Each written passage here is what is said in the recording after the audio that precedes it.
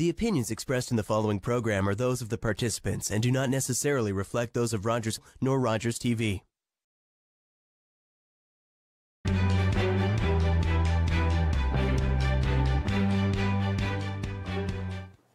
Welcome and Happy New Year. My name is Karen Wolfe and I'll be your host for this edition of Politically Speaking. This Rogers TV program is a show that engages community leaders in issues that are important to you. And tonight we're going to be talking about the 2019 budget. And we've invited the Treasurer and Director of Corporate Services, Rob Weeder, to the program to help us walk through the budget and maybe help us understand it a little bit better. So Rob, welcome to the show and thank you so much for being with us. So I guess the first thing that our viewers should know is that the document that was tabled at Council a month ago, is really a draft budget. So maybe you can help us by telling us what's going to happen to this document between now and the time that Council adopts it in February. Yeah, of course. So absolutely, it's a draft document. We delivered it on December 12th. Deliberations will be on January 29th and 30th. So in between that time, that's kind of the time that we want the public to read through the document. We want council to obviously read through the document and fully understand it. And leading up all the way up until budget deliberations, you know, we still want public input. The public can still email the budget at georgina.ca. They can come to council meetings. They could send emails to their councillors if they wish, because all the way up until it gets adopted, anything could change with the draft budget. Okay, so it's up on your website, I think, and you've got copies in the library so people can go and see them there. Okay, so looking at it now, though, staff's recommend it's a $102 million budget, and that translates into a 2.9% increase in taxes. But staff is also recommending that 1%, additional 1% of tax revenue be added and tucked away into reserves. So I'm wondering if you can tell us why we need to do that. Yeah, absolutely. So really, so the 1% would equate to about $412,000. But because of the way, once it's in the base budget and the way it'll compound year after year, over 25 years, that's really about $10 million in extra infrastructure money that we would have. So as you know, over the past couple of years, a number of studies have come forward, like the building condition assessments, the roads needs study, water and wastewater studies that really show that there is a funding gap with the assets that we have, meaning we have money in reserves, but we don't have enough money in reserves to fully fund the assets that we have. And that's due to a number of factors, really. In the past, asset management planning was never required. Of course, it should have been done, but it wasn't always done in the past. So what we're kind of doing now is catching up. So a new provincial regulation, Regulation 588-17 on asset management, is really creating some deadlines that the town has to adhere to. And it's really creating asset management plans, but not just creating them, but having a financial plan in place to actually be able to do what they say. So having that 1% extra going into reserves is really essential moving forward. So you're saying it's required? No, of course not. It's not required. However, it is required to have an asset management plan and to fund it somehow. So could you skip it for 1 year? You could. However, like I mentioned, it has a very large impact over a period of time by doing that. So it's definitely not recommended. Okay. So this draft budget is asking council to approve two major capital expenditures, and that's the multi-use recreational complex and the Civic Center. And I'll be honest, it was a surprise to me to see the cost of the MERC increase from the $30 million that everyone was saying it was going to cost to $42 million. And I'm just wondering if you can explain to us how that happened. Yeah, so the original cost of $31 million, which was quoted in our recreational needs study, which was completed in 2014, was based in 2014 dollars. So within our long-range financial plan, we were always accounting for about a 2 to 3% inflation impact on that $31 million, which would really have brought it maybe to $36 million. But the additional amount is because the cost of construction has gone up at a greater rate over the last few years than the normal rate of inflation. So what has been done is it's really about 5% a year from the 2014 figure all the way up until when we expect to construct it, which would be in 2020, 2021. Mm-hmm. So we're really kind of anticipating that in 2020, that is what it's going to cost. So in the past, it was quoted kind of in the 2014 dollars, whereas now that we're coming forward with the full amount, we need to ensure that it's quoted. Yeah, so when did you know that it was going to be $42 million? Really, pretty much just earlier this year, before the budget, because as we engaged Colliers, which is the project management firm that's managing it, they've completed projects just recently that are of similar nature, similar size, so they were able to give a very accurate estimate of what this is going to cost, whereas before, we were really only accounting for an inflation factor. So we count on 42, can we? Sorry, what was that? Can we count on 42? Absolutely, yes. Oh, okay. So I'm sure you know that the MERC is a controversial project that, residents have been talking about for a couple of years now.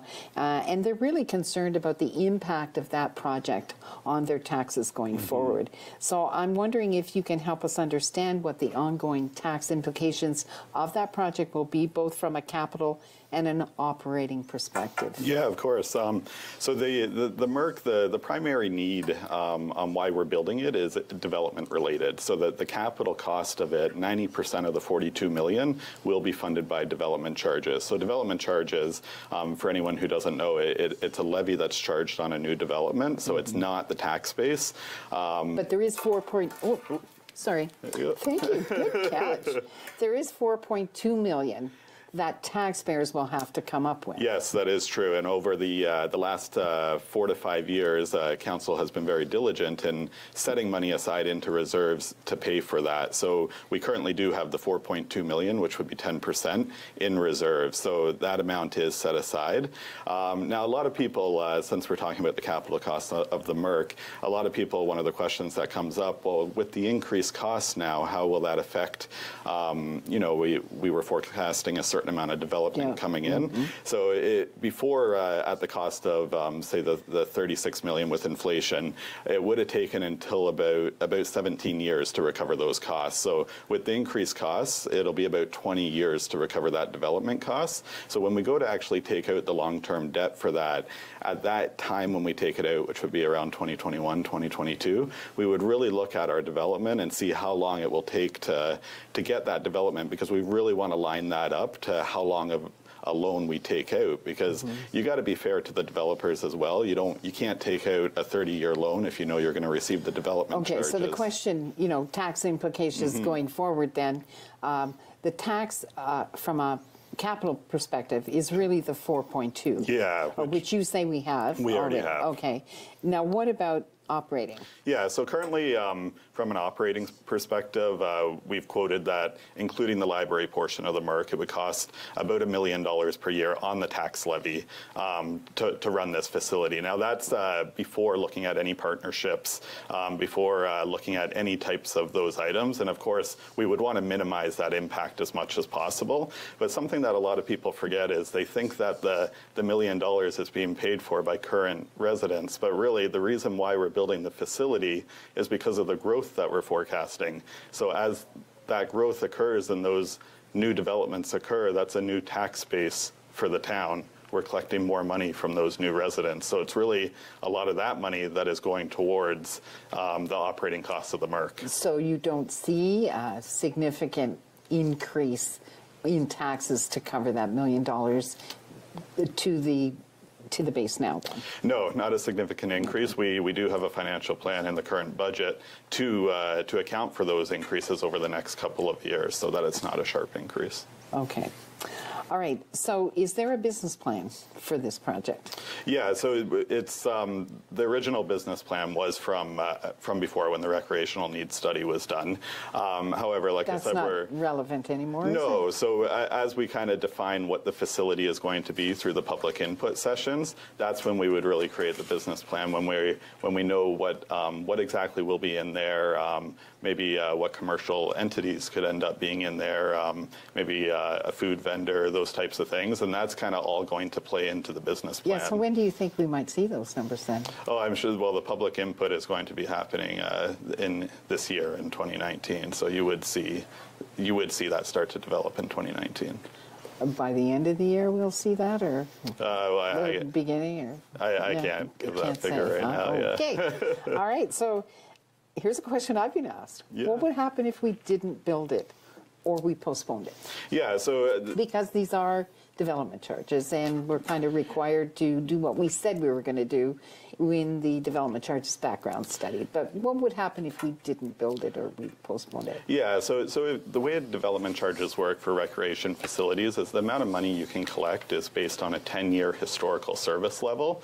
So when the background study is completed, they look at what facilities do you have right now and what's your population right now, and they kind of calculate a square footage per capita. So if you were to delay building a recreation facility or the MRC, what would end up happening is when you go to build a new recreation facility in the future, maybe 5-10 years from now, your population would have went up, but you still have the same number of facilities. So your service level's actually gone down, and you won't be able to collect as much development charges to build that new facility. So essentially, you're making a decision to decrease service levels because you're going to get a higher population, but you're not building anything. And that has a direct impact on the next background study. Absolutely. Okay. Yeah. Okay. So the other capital project that people are talking about is the new Civic Center. And we know that the original cost estimate there was around $27 million. And all of that must be borne by the taxpayer. There's no development charges there.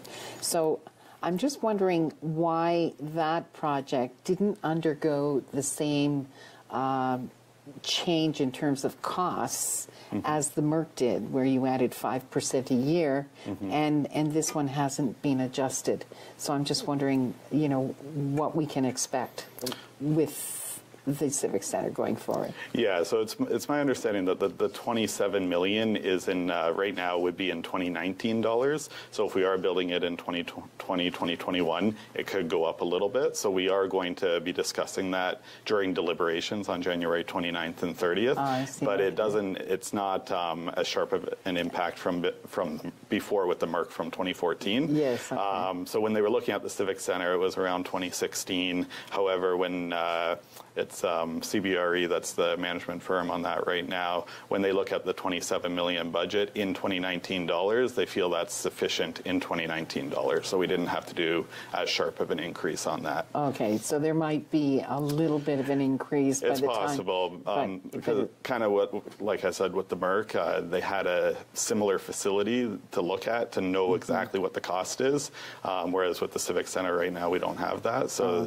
they are somewhat preliminary right now. So why can't the Civic Center be funded by development charges? Yeah, so under the DC Act, it actually prohibits certain items from being funded from development charges. Two of the big ones would be operating costs. You can't fund operating costs. And another one is administration buildings or civic centers. So same thing. With that, what ends up happening is it really doesn't matter if you're growing as a municipality. It's just provincially legislated under the DC Act that you cannot collect development charges for an administration building. So growth really isn't paying for growth then, is it? No. That's kind of shown a little bit too through the legislated 10% reduction on the MRC as well. So, okay, so you've spent a considerable amount of time coming up to the tabling of the budget on engaging residents on the document. Or engaging them in the process, the budgeting process, and asking them to come and email you or come out to one of the meetings that you had set up. And I'm just wondering, what do you do with that feedback? Yeah, so a lot of that feedback would... You know what? I'm going to have to interrupt you. We have to take a short break, but please don't go too far away because we'll be back with more budget discussions in just a moment. Yes, I...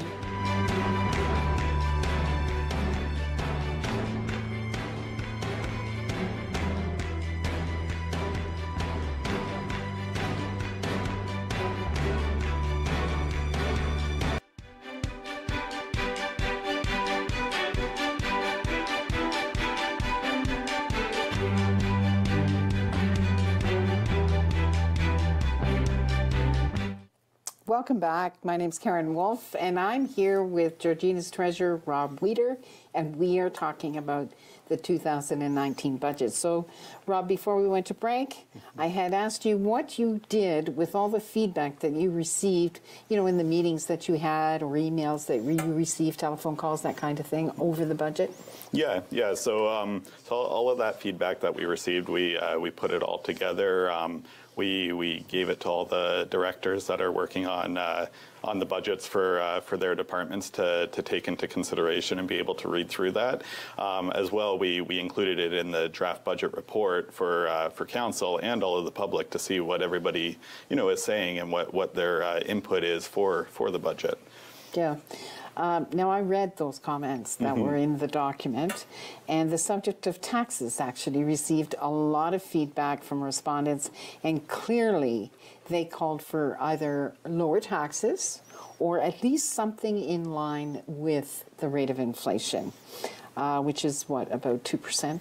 So, something along those lines. So, here we are still looking at a 4% increase, something around 4%, 3.9, but I was at council last night and there's a chance it could go even higher than that.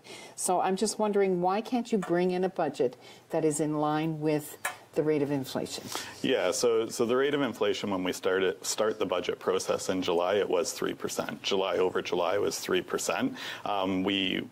We pick one month and use the same month every year, because if you start changing it, then you're really just kind of playing with the figures. So when we start the operating budget to give direction to the departments on how to prepare their budgets, that's the most current figure we have. So we did deliver a budget at 2.9%, which was in line with the rate of inflation. The extra 1%, it's my opinion that that's above the rate of inflation, because it's a catch-up, kind of what we were talking about earlier. We spoke about that. So you really can't include that within the inflation figure, because if you do, you're just going to end up decreasing your service levels over time.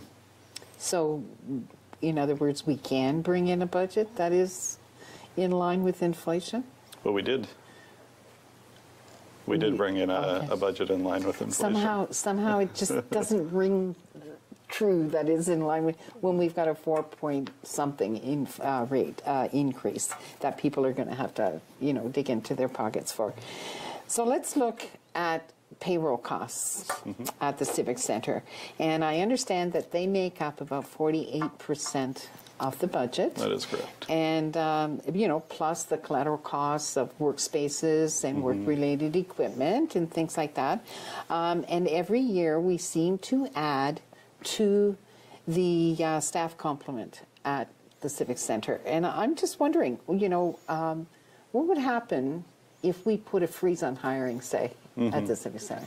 Yeah, so, if a freeze was put on hiring, you would see certain service levels drop. The municipality is growing, so with new growth, you have more parks. You have a lot of items that related to growth that if you're not going to increase the number of staffing using that assessment growth that's coming in, then really you're going to have to reduce your service level somewhere. So a decision would have to be made to reduce service levels somewhere. And I can give you an example, in my own department in corporate services. Right now, if a staffing freeze was put on, we're delivering a new IT strategic plan that kind of shows from an IT perspective and an IT staffing perspective that we're significantly understaffed understaffed within IT. Our IT makes up about 1.3% of total staffing at the town. A lot of other municipalities, it's in the 3 to 5% range. So to kind of put a freeze on that, it would have a direct impact there, not just there, in a lot of areas. But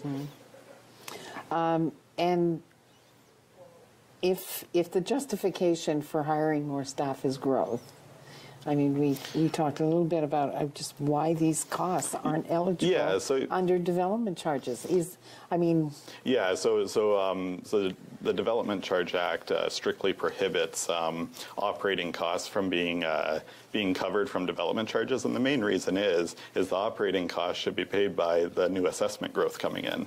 So as we get new assessment growth, that pays for the annual operating costs, whereas the development charges are more for the capital side of things. Now, with the staffing as well, in the budget document, we're very clear on, does the staffing relate to growth or does it relate to a service level increase? So those are really kind of political decisions on whether or not you want to increase that service level by adding that new staff. I see. Okay. Well, that's good for council to know when they're looking at the document and making a decision on whether or not they want to approve the recommended staffing increases from staff. Okay. So when this document was tabled, the presentation that you made to council, you mentioned that it was prudent to start the budgeting process by using the previous year budget numbers as a base for each department, as opposed to the actuals, at the end of the year actuals. And I'm just wondering if you could explain why that is. Why we're using last year's base budget number to start the budgeting process instead of what 2018 end of year actual in each department was. Yeah, so I'll give you 3 reasons. Wow, 3 reasons. That's good. So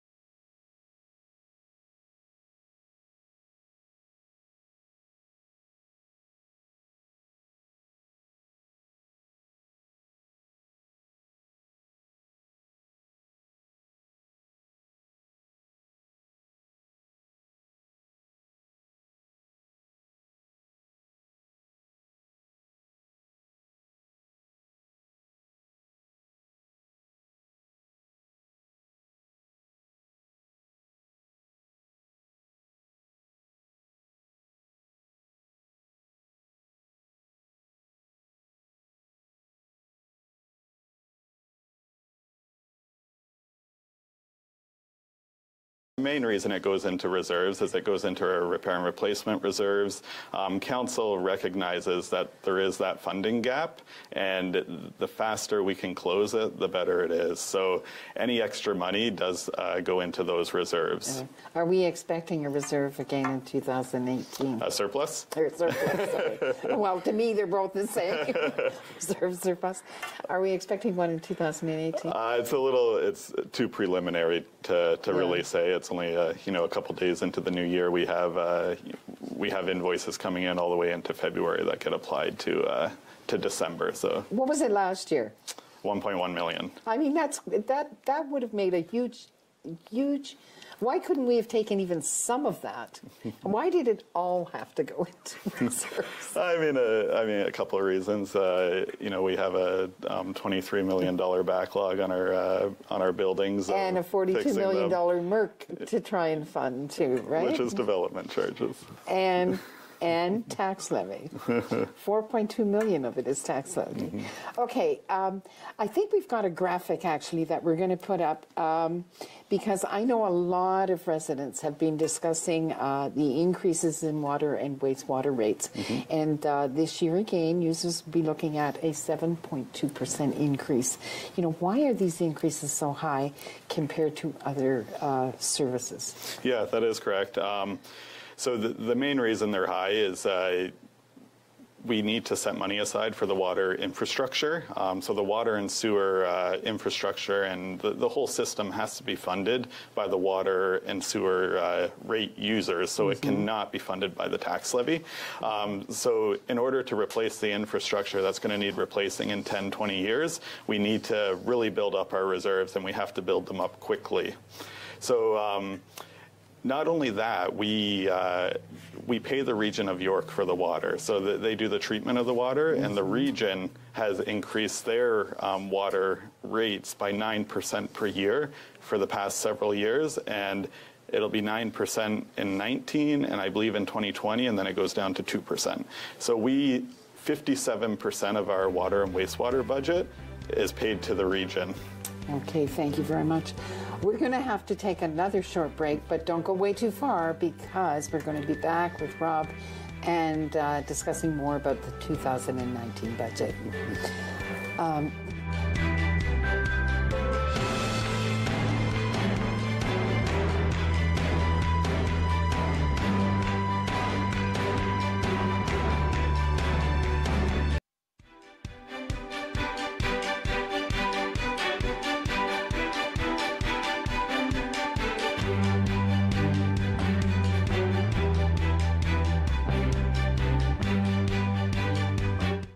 Welcome back. My name is Karen Wolfe, and I'm visiting with Rob Weeder. He's the treasurer in Georgina, and we're talking about the 2019 budget. So just before break, we were talking about these amazing increases that for water rates and sewer rates. I mean, 9%, that's huge.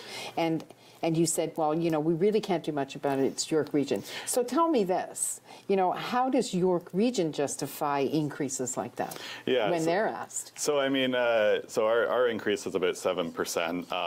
A big driver of that is the 9% increase that the region is doing. But it's just the same thing. They need the water and wastewater rates have to be funded by the users, and we have to look long-term, and we have to look long-term now to build up those reserves for the infrastructure. It's no different at the region than it is for us. Okay. Last year, or a couple of years ago, I guess it was 3 years ago, we were talking about water rates and how they had been going up. One of the reasons I was told that water rates went up was because we were asking people to conserve, and people were conserving. And what that meant was that they weren't making as much money because people weren't using as much water, but it was costing just as much for the service, and with inflation, even more. So, I mean, even conserving is costing you money. Is that the idea? I mean, it kind of goes back to any type of business question. You have your fixed costs. And with this system, the fixed costs are the infrastructure. It doesn't matter if you're running a liter or 100 liters through that pipe. You have to replace that pipe. Okay. Whew. I'm glad I'm on septic. Or I'm glad. All right, we've got a graph actually that we're going to put up because the next thing we're going to talk about is the debt for Georgina. And within the next 3 years, Georgina will be carrying approximately $94 million in debt at a cost of $6.4 million in annual repayments. And I wonder if you can go through this chart for us and explain to our readers, especially the annual payments, you know, where that money is going to come from. Yeah, absolutely. So the first one up there is the Dalton Road water main, which is already completed. So that one's funded from the water and wastewater rates, and you can see it'll be spread over 10 years. Then we got the And we're asking for a debenture this year for that. Yeah, that's actually on the next council meeting next week. Okay. So yeah, with any of the debentures, we wait until the project is completed, and then we do it through York Region. All right. So then we got the Pefferlaw Fire Station, so that would be spread over about 20 years. And you can see the interest rates up there and what the expected annual payment would be, and that would be a tax levy payment because it is a replacement of a facility that would be funded from the tax levy. You have the Civic Center. So the Civic Center, what we talked about earlier, is kind of a big project. And we're looking at taking the debenture out in 2020? No, 2022. Oh, so, sorry, yeah, 2022, which would be the year after it's completed. Yeah. We'd spread the cost over 30 years. The life of the building would far exceed that, but annual payments is going to be $1.5 million. Is that what I see there? That is correct. $1.5 million annually. Yeah. Where are we going to get that money? Yeah, that's the tax levy. So now what we kind of didn't get into at the Civic Center is whether you build a new Civic Center or you repair the current one, bringing it up to standard, up to health and safety standards, and eventually we are growing. You will have to build an addition onto the current facility.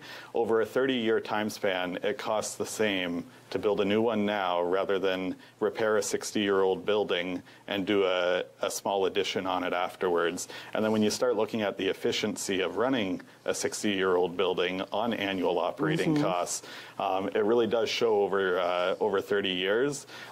You're going to incur those costs anyways, regardless of whether you build a new civic center or not. Yeah, and some of the debentures that we'll be taking out, such as yeah, so you have the Merck and you have the Sutton Community Park there. Those are development charges. They're 90%. So those would be paid back by development charges. And of course, the question always comes, what if we don't get the development? Who's going to pay for that long-term debt? And that always comes up. So what would actually happen is we try to estimate the best we can with the development, but we can't guarantee we're going to get it. If we didn't, and there was a few extra years of debenture payments to make, we would have to make them from our other reserves. However, you can charge back to the DC reserve, charge the interest back, and as the development comes in a couple years later, you pay it back. So we are going to get those payments back from development charges. You would.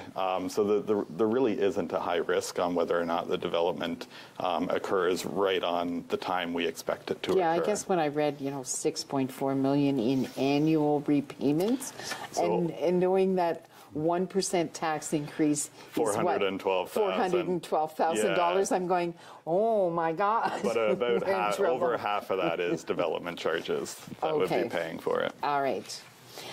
Okay, and we've heard a lot about it. I mean, we touched on it a little bit earlier in the program, but we've heard a lot about the roads and the infrastructure gap that we're experiencing here in Georgina. So I'm wondering if you can explain to our audience, what that is and how much it is, and what your plans are to reduce it. Yeah, so we brought a study forward in 2016, the Roads Needs Study, which really highlighted, it showed every road in Georgina and the condition of it and what it would cost to repair that and how much our annual investment should be.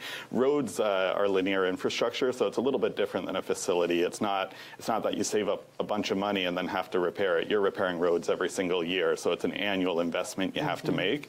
And it was really identified in that study that there's kind of two investments you need to make. One is to keep the good roads good and keep them up to a certain standard, because it's cheaper to do it that way than to have to reconstruct a whole road. Yes, okay. But then you still have a lot of roads that are already at the point that they need to be reconstructed.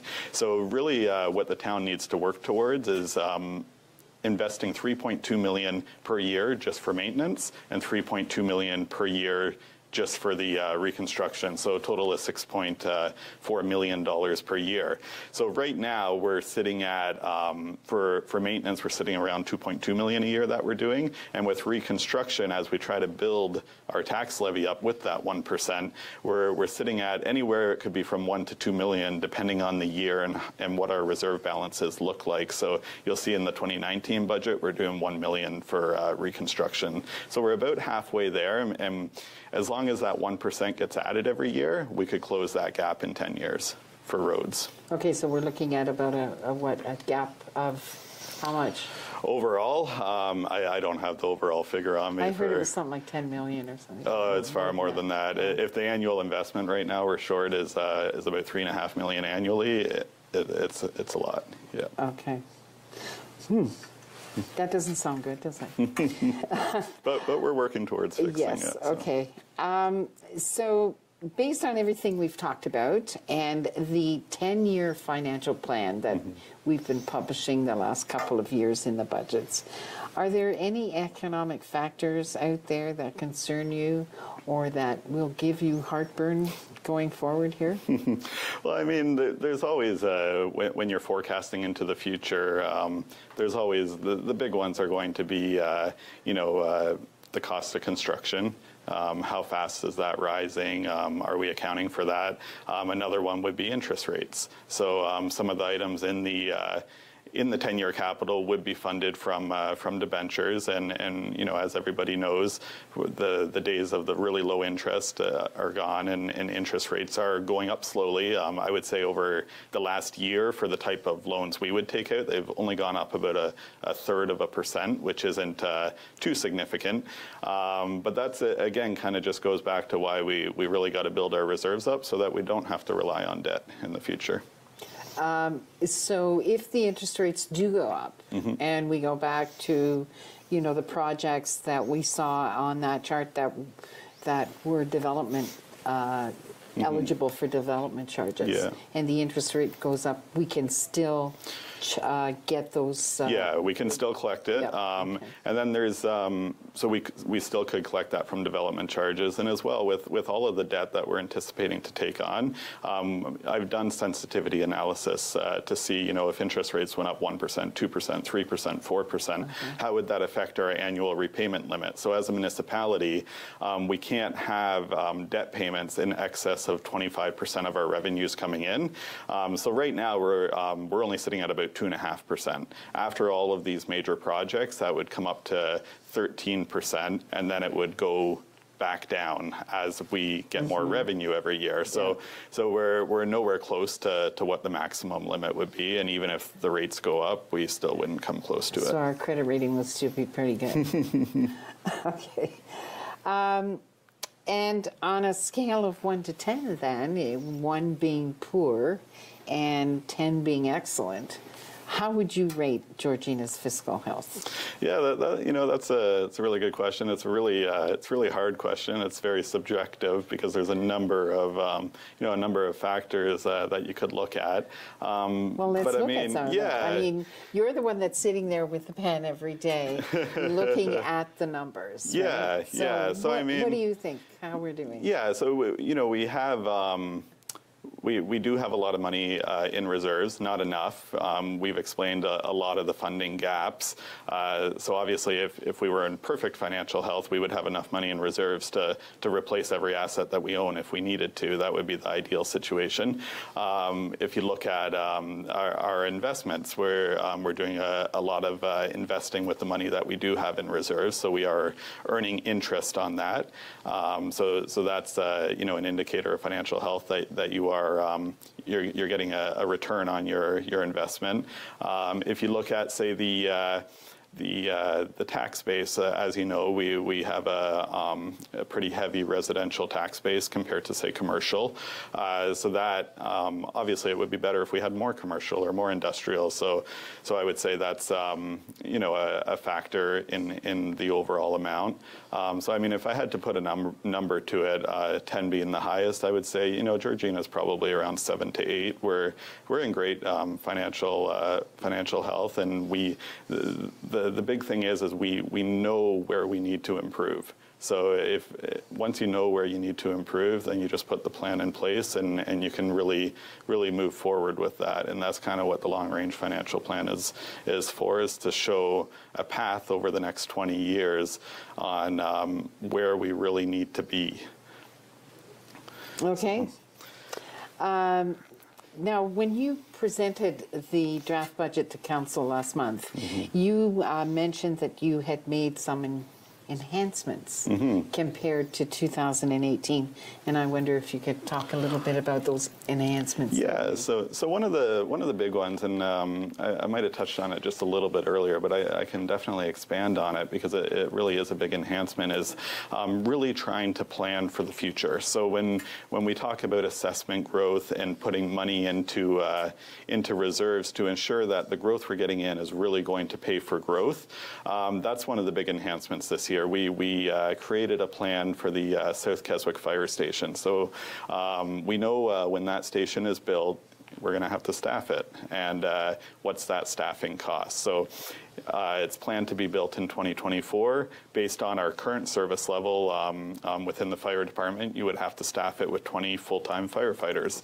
So one option you could have done is you could have started hiring the firefighters now, but what that would end up doing is you would increase your service level currently, and then when it opens, your service level kind of goes back down, plus you're incurring those extra costs on an annual basis. So a better way to do it is to really take that assessment growth, instead of hiring firefighters today for a station that won't be built for 4 years, you put it into a reserve, and you put a little bit more in next year and the next year. And what you do is you're building... And are we putting that into the reserve from the growth? Yes, assessment? From the assessment growth, and it's going into the tax rate stabilization reserve. So it's essentially building up the tax base with the assessment growth, and then that way when the station opens, you don't have to do a really sharp tax increase at all, because it's already in the base and you've already applied the assessment growth. Do you promise? We're going to take another short break, but please don't go too far away. We've got lots more to talk about. We'll see you in a moment.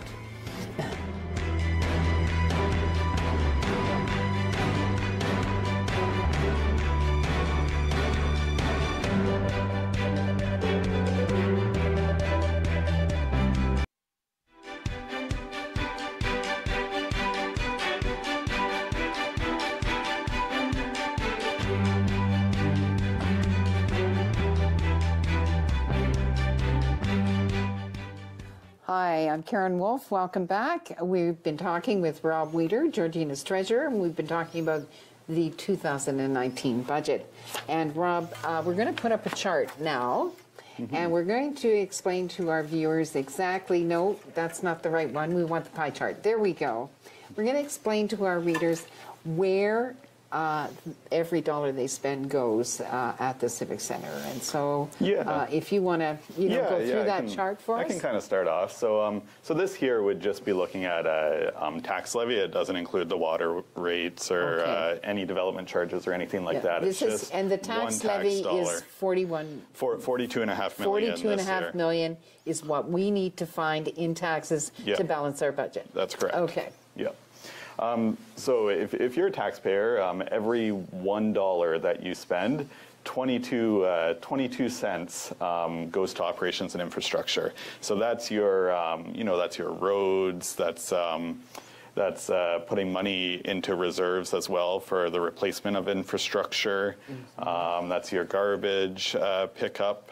So there's a number of items that are within that, and you can see it is one of the largest areas where every tax dollar goes. The next largest, if you were to look at them together, we have recreation and culture programming, and we also have parks and recreation facilities. Yeah, so I mean, this is the money, the 22 cents, when you combine them, we're spending on recreation. Facilities, and parks. Yeah. So that includes everything from cleaning the parks to maintaining the parks, putting money away for the recreation facilities. So that would have included like the money we were putting away for the Merc. It includes the Ice Palace, the Sutton Arena. All of those items, and it also includes all of the operating costs related to the programming at those areas. Okay.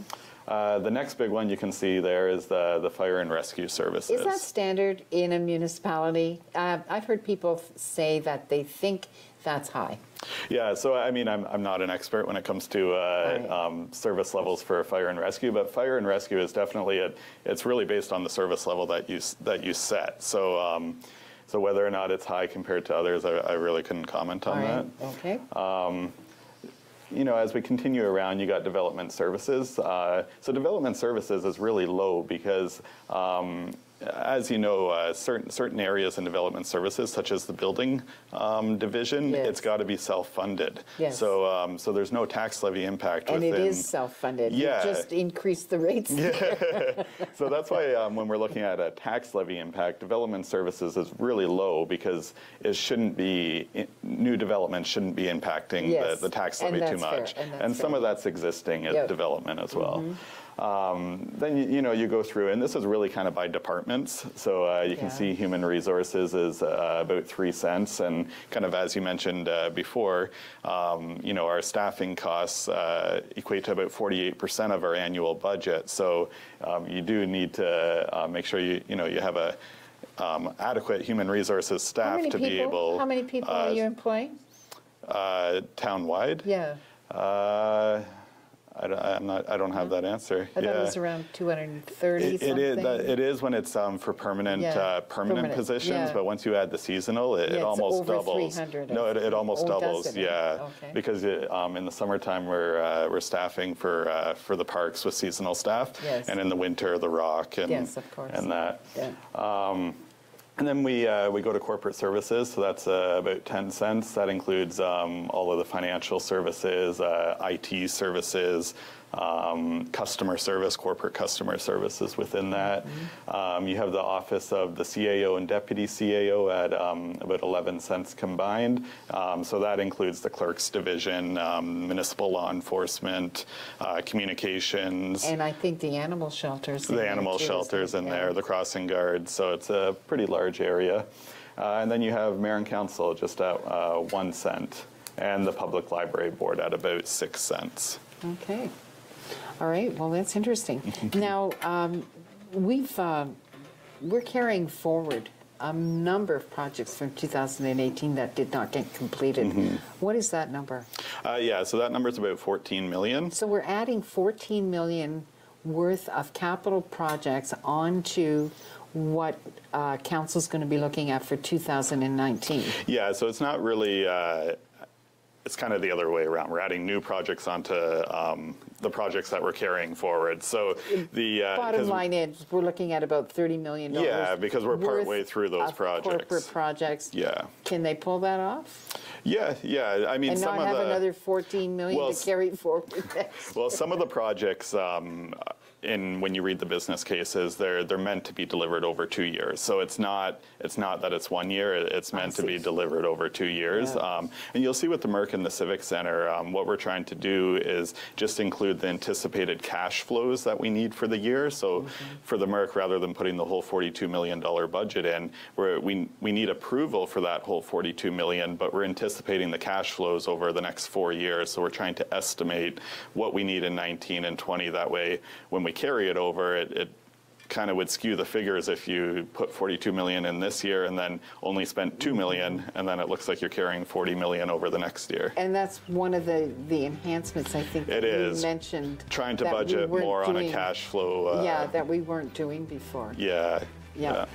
Well, that's well, I think we did a good job of going through this budget and cherry picking some of the some of the things that council is going to have to sit and debate and and really deliberate over.